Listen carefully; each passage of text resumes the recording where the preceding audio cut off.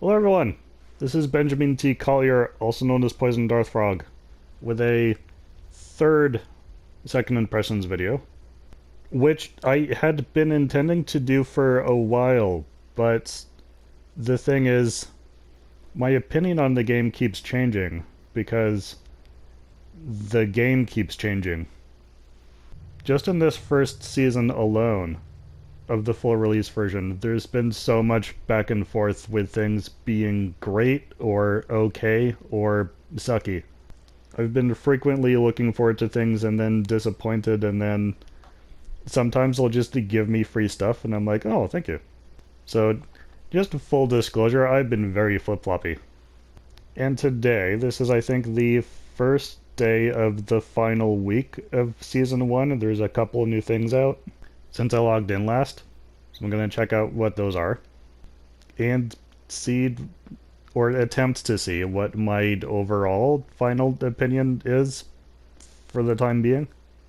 So what I will say off the bat is that one of the reasons my feelings on this game alternate between love and hate is because I can tell that there's good gameplay mechanics in here, and they have a good roster. I look at the roster and I'm like, this is a good roster. This is a much better thought out roster than Nickelodeon All-Star Brawl 2. Like, they know what they're doing as far as having must-have characters. They've also got various surprises, like, I never expected Stripe to be in a fighting game. That's just a dream come true for me.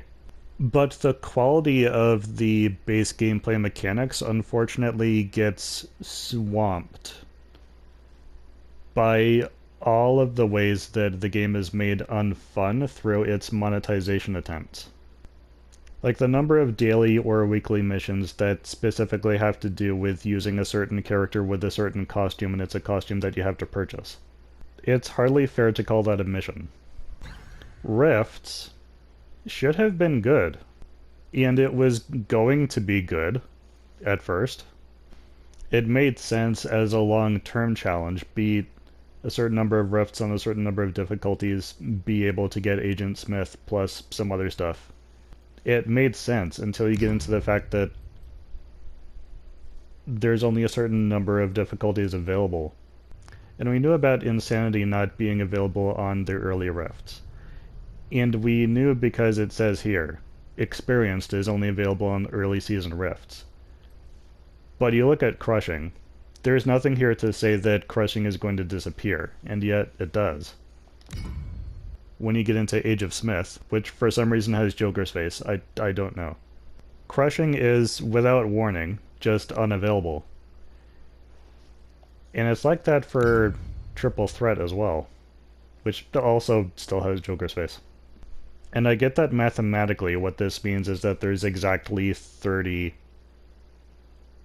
rift difficulties that you can beat in order to get the maximum tier thing of the things that you can get for beating rift difficulties. I get that that math checks out. But as the player, just trying to experience a game, this just makes no sense. Because there is such a difficulty gap between easy and insanity. If it was just about the power levels of the gems, if the AI was not actually smarter and more aggressive, if it just had bigger numbers with defense and attack, then there wouldn't be a problem, because we have the gem XP by this point to make up the difference in terms of just attack and defense. But in terms of the AI difficulty, there's such a gap between easy and insanity that there's no proper way of working your way up the difficulty scaling, because easy is not a challenge at this point. Easy, you're just gonna breeze right through. But insanity is understandably insane. And if there's no way of warming up between easy and insanity, then that's just gonna be a frustrating experience, which is what it has been. Plus, the removal of Crushing meant I still ended up having to wait a week before I could get Agent Smith. I know top players were able to get Agent Smith like as soon as Age of Smith was available. I had to take another week. And did manage. So every difficulty that has insanity, I have managed to beat now. Except for Megalodog. Megalodog, I managed to get all the way to the boss, and could not beat the boss. I can't figure out how to beat the boss. It has seemingly perpetual super armor. Nothing I try can do enough damage to it. I'm getting my butt kicked. Also, by the way, how do I get this costume? They're showing me this costume. This is an adorable costume. I want this costume. This costume does not seem to be available anywhere. But the end boss has it, and I hate that end boss. Because it's the one end boss I can't beat on Insanity. And this picture is adorable.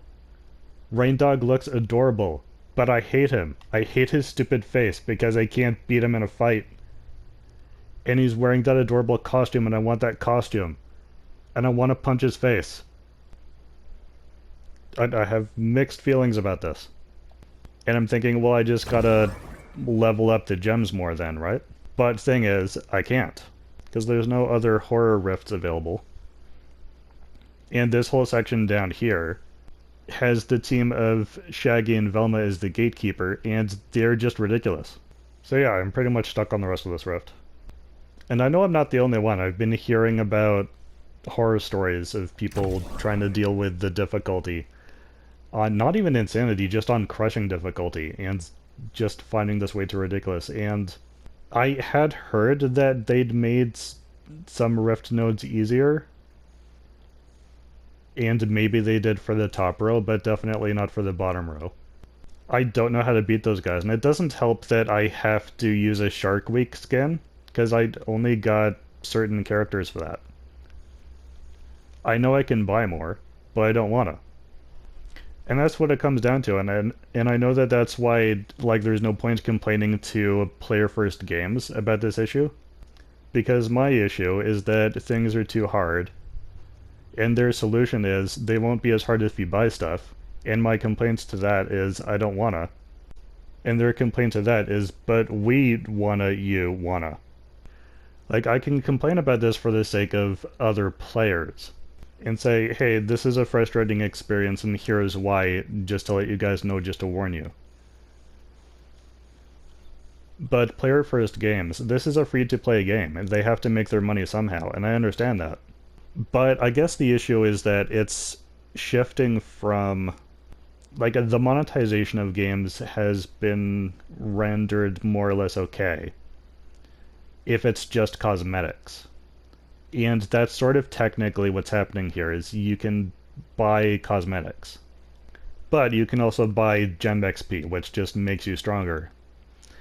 And so many things you just can't do unless you have certain skins. So it's stepping into the territory of pay to win too much, and I think that's the issue. And that's one of the things about Rifts that's... like, a Rifts was not a bad idea, but its execution was terrible. And I'll give an example. So gems have something called XP, which universally stands for experience points. The way that you normally raise that up is through just playing the game and generating experience points automatically for playing the game. Logically, the gem that you're using at the time will be the one that gets the XP. And that is how RPGs work. And that is what Rift mode is trying to emulate, is the feeling of an RPG.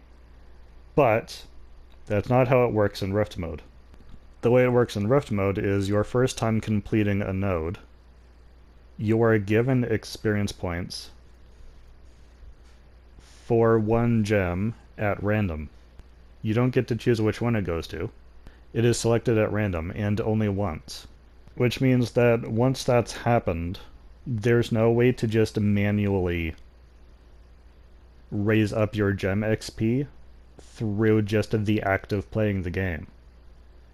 You can through buying XP, but that's not how RPGs work. And that's what's annoying about it.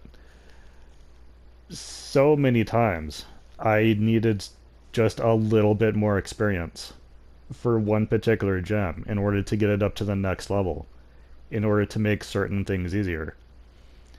And I just could not get the XP for it. Trying so many things. Getting so much XP for other gems, and not for the specific ones that I needed. I don't know if that was by design. It certainly felt by design. And again, just adds to the overall experience of annoyance and frustration. Now, the balance points to all of this is that, aside from that rift where I'm just having too much trouble raising up the gems, I've managed to beat all of these rifts. On Insanity, the ones that have Insanity at least. I managed to unlock Agent Smith a week later than I wanted to, but managed it. I got to level 70 of the Battle Pass, I think 2 weeks before the Battle Pass ends. Got everything here, and that was a fun experience. And as far as the unique skins available through weekly special events, I've managed to do all of those as well. Sometimes a couple of days early, sometimes just barely. Managed to get this on the last day, which I was happy about. And in fairness, I managed to do all of this without spending any money. Like, it's as hard as it is, and it takes as long as it does to unlock stuff in this game, because they want you to spend money in order to make things easier or get them faster. And I've, at least as of the time of this recording, I have yet to give MultiVersus any money this season. I did buy a bunch of outfits during the open beta because I wanted to. They were outfits that I wanted. But so far, there hasn't been any outfits in this Season 1 that I wanted enough to spend money on, or that I couldn't get through other means. I think I've bought 1 or 2 costumes using Gleamium, but it was using Gleamium that I had been given. So technically didn't spend any money yet. So, in other words, this is doable. This game is doable without spending actual money. But it is a slower and more frustrating process because of the choice to not spend money. And that is by design, because Player First Games wants you to spend money to make it a more fun experience. But even still, even if you decide to spend money on specific costumes or gem XP or something, just to be able to complete certain challenges before the time limit runs out, there's another problem that you run into. Or at least that you might run into, because I don't know if they've actually addressed this yet. What is the future of Rift mode after this first season? Does Rift mode even have a future? Because all my gems are now level 7 to 10. Easy, again, I just breeze through. Experienced and crushing would both be fairly easy. Insanity is technically doable as far as my gem level, but the AI is frustratingly difficult. Are future rifts even going to bother having an easy mode? Or is it all just going to be Insanity and or Loony? Are gem levels resetting in the new season? The levels that we have for these gems now, are they just for this first season and then they get reset automatically at the end of the season? Is the next set of rifts going to use completely different attunements, in which case all the gems we have are useless? Are the rifts of Season 2 going to start off with requiring level 10 or something just for easy mode, but the level cap for gems are going to be increased? Like, there's a lot of things I don't know about this, and that is one of the reasons that I'm reluctant, like apart from just the not wanting to spend money. There's a more practical reluctance of, I don't know if these gems are even going to have value past the end of this week. So why spend real money on them? And these thematic costumes you can get, like Shark Week and Matrix Code. Unless it's a costume that you actually legitimately think is cool and would want to use frequently. You're only buying them for the sake of being able to complete challenges that are only for this week, or only for the one particular week. So what's the long-term application? So overall opinion on Rifts? Again, it's not a bad idea, it's just poor execution, and I'm sure some of that poorness is intentional. I'm sure some of it is by design. Some of it is not by design, because we do still run into glitches, particularly with mission requirements. Let's see if this still says what it does. Yeah. Ring out an enemy into the bottom of the blast zone on a level that has no bottom blast zone. That mission requirement is still there. That is still a demand that they make. So that side mission is still just incompletable. And then there's ones that are like, do a dash attack and it's clearly not counting, or do an aerial attack and it's not counting. There are so many glitches with trying to fulfill these missions. So some of why this isn't working is definitely glitches, and not theoretically, not by design. But they are things that you, the player, are expected to somehow make up for. And that brings me to what I think is the best summary that I can come up with on how I feel about this game and certain other games that treat their players similarly. And that thought is this: that a game that does not require perfection from itself should not demand perfection from its players.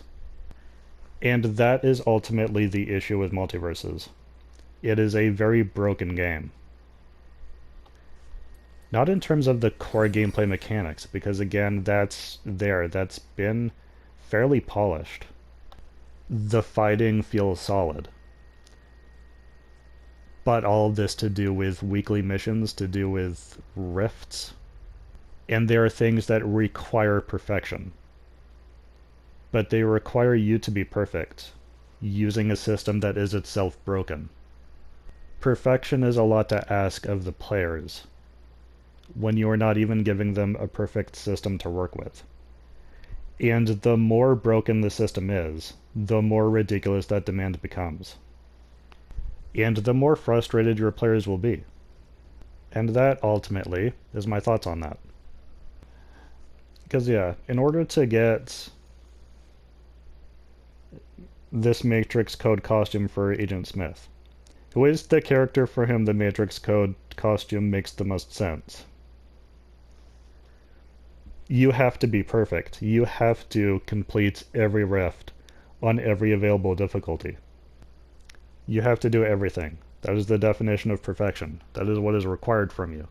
But you're trying to do that through a gaming system that is itself inherently broken. And that is a lot to ask of the players. And I'm sorry, Agent Smith. I love you. But I love my sanity more. Alright, now let's see what these are about. This already has an exclamation mark. Why is that? I did a thing? Oh, it's a login event. Alright. Well, that's not bad.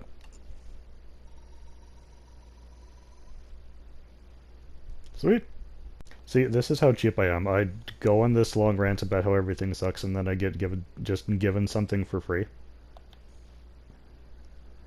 And I'm like, oh, thank you. Alright, what's this on? Complete mission, certain fighter currency, no warm-up. Warm-up LeBron variant. Yes, I don't think that's a costume that I'm inclined to fight for, depending on what the mission requirements are. So this is something I want to talk about. As far as the difference between what I have fun with and what I don't have fun with. I don't know how many people at Player First Games are concerned with, you know, how to make the game more fun, as opposed to making it more monetizable. but just as far as giving my honest, balanced opinion. And letting people do what they want with that. Weekly missions, I love. I love once a week getting a set of challenges all at once, and knowing that I have a week to complete them. And then planning out my game time accordingly. Anything where it's daily challenges, where you get a set of, like a new set of challenges each day, and you never know ahead of time what it's going to be, and you've only got the one day to get all those done. That, to me, is more a point of stress. I usually end up not having fun with that. So just my 2 cents on that. Now, as for Agent Smith as a fighter, I've been having fun with him. But there are limitations. At least with how I fight. Because unfortunately, both his neutral attack and his sideways attack involve grabs. And the way that later rifts work, which is most of the rifts you're going to be doing, is that you can only grab the enemy so many times before they just escape your grab. And that makes Agent Smith, at least for me, less effective in rifts than I would like him to be. I haven't tried him out in PvP yet. Might be better in PvP than he is in rifts. I am, for the most part, enjoying his movesets. I like that he can clone himself. I like that he has a gun and actually uses his gun. I was looking forward to this. As far as whether or not it was worth doing all of the rift completions that I've done in order to get Agent Smith, I don't know that it was worth all of that hassle, honestly. Knowing that it was also possible to just purchase him using fighter currency. And it may be, because he's not available for sale yet, so we don't know how much he's going to cost. Theoretically, he's going to cost more, but we don't actually know.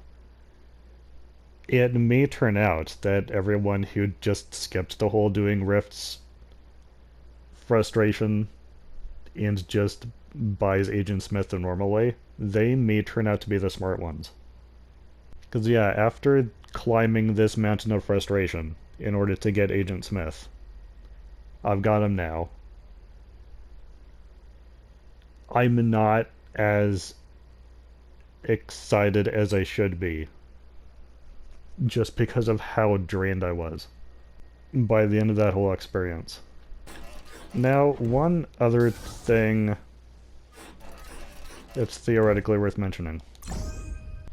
Oh, 2 other things. This is under construction. Does that mean not available? Because I'm still getting daily challenges to play free-for-all. Anyways, custom game. They added a spectator mode. Or rather, they brought spectator mode back. Join spectators. Which got me excited at first, however.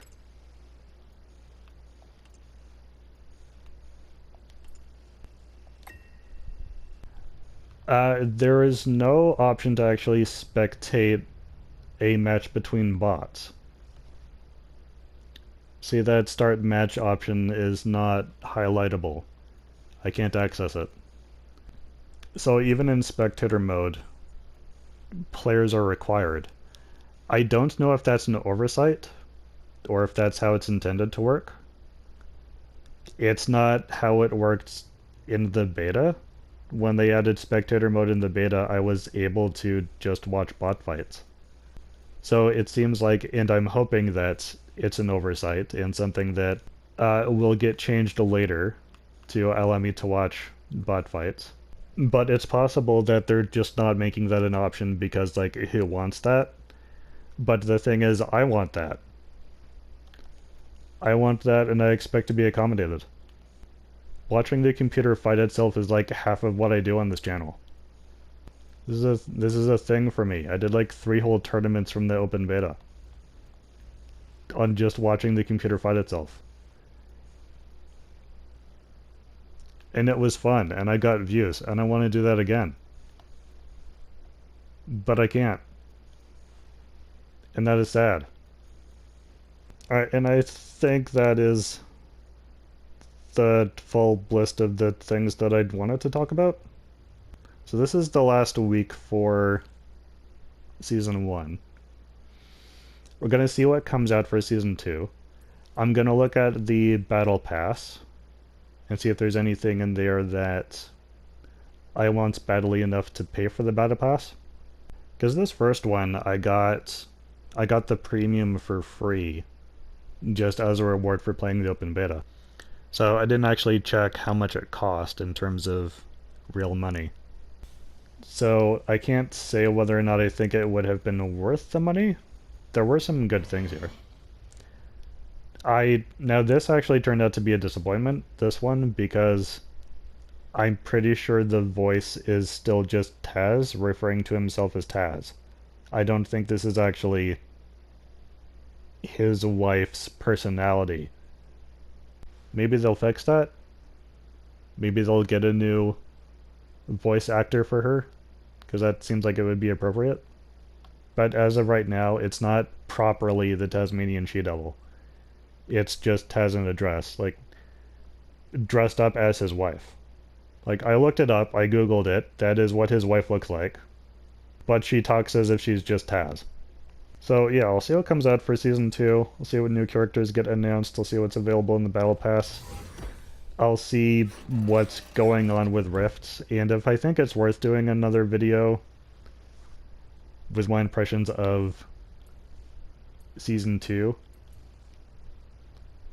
or just the next steps or whatever they are, then I'll do another video. Let me know your thoughts in the comments below. And thank you for watching. And if you're waiting for this third second impressions video, then thank you for your patience. So until later, I hope you're staying safe, and I'll see you later.